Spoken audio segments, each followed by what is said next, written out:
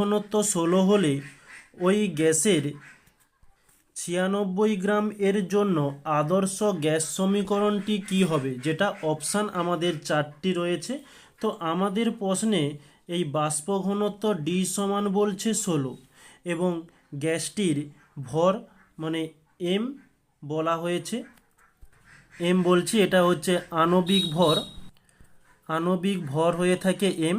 তো এটা এম নয়, এটা হচ্ছে ডাব্লু হবে, যেখানে ওজন বলছে 96 গ্রাম।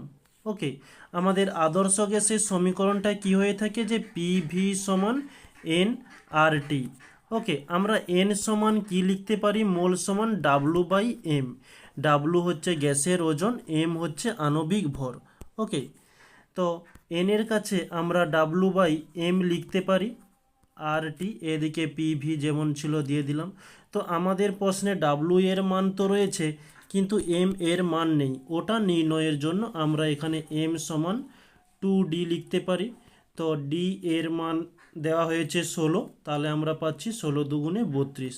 তাহলে আমরা এখান থেকে এম এর মান পেয়ে গেলাম, ডাব্লু বলছে 96 বাই এম বলছে 32 এত আর টি।